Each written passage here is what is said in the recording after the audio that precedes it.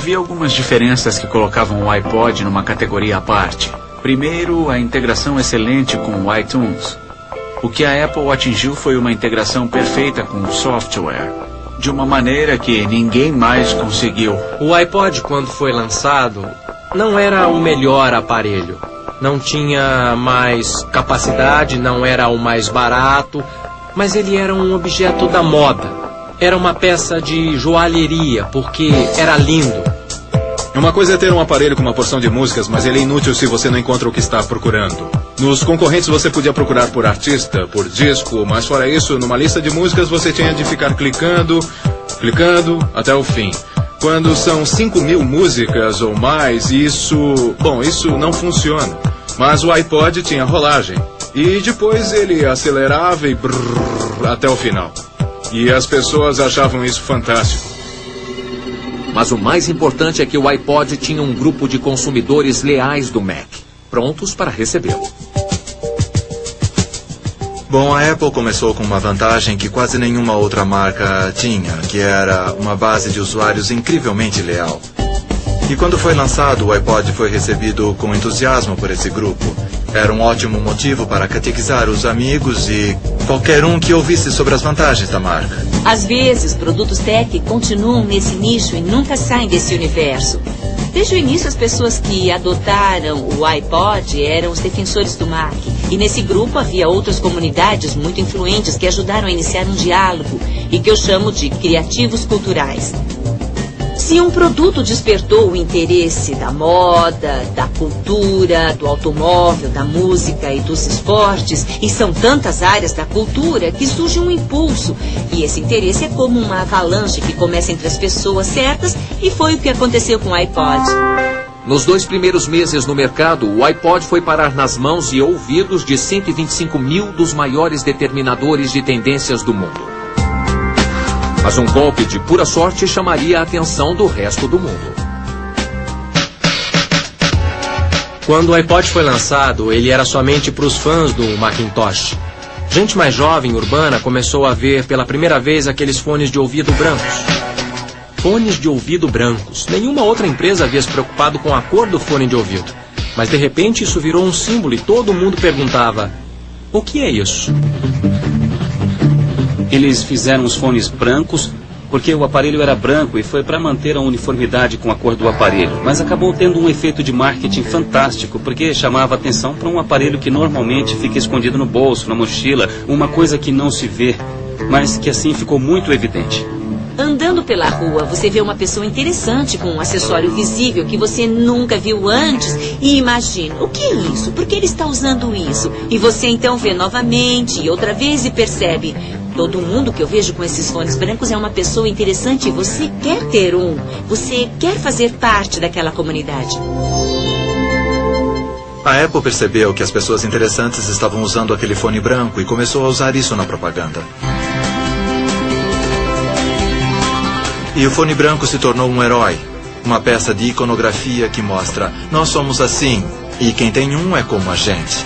Com o iPod, a propaganda não vinha só do fabricante, mas, por exemplo, daquele DJ interessante que estava com o iPod dele numa festa, do designer de moda que fez uma linha de acessórios para o iPod, e com isso ele ganhou legitimidade.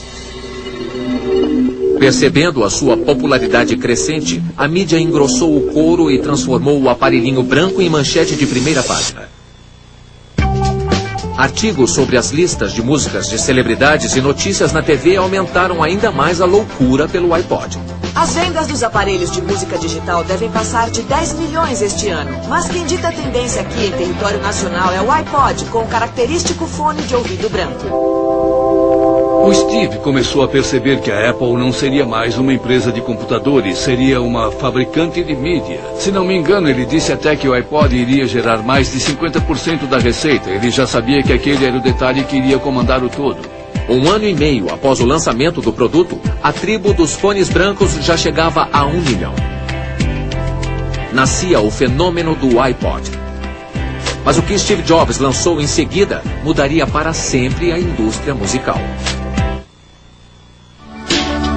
Enquanto as vendas do iPod continuavam aumentando, Steve Jobs voltou sua atenção para a venda de música digital. Com a gigante do MP3 Napster agora fora de cena, a indústria fonográfica queria encontrar um meio de vender suas músicas online. Depois que a Napster foi processada e deixou de existir, as gravadoras ficaram na defensiva. O público queria música digital e a indústria fonográfica dizia não, não, não.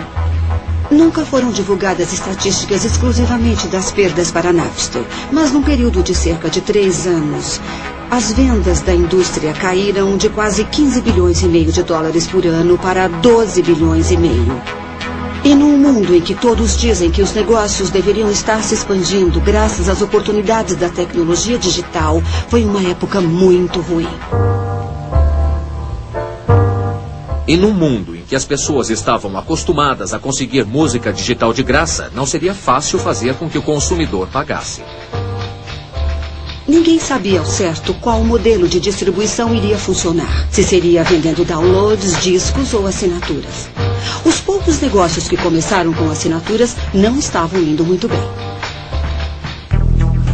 Enquanto as gravadoras e outras empresas de tecnologia começavam as conversações para lançar suas próprias iniciativas, Steve tinha outro plano. Uma loja de música online onde milhões de músicas de todas as gravadoras estariam à venda. O usuário compraria a música e faria a transferência para o iPod.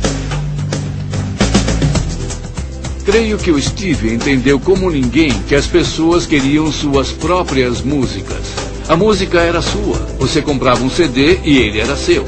A grande ideia das gravadoras era que você faria uma assinatura e enquanto pagasse poderia ouvir a música.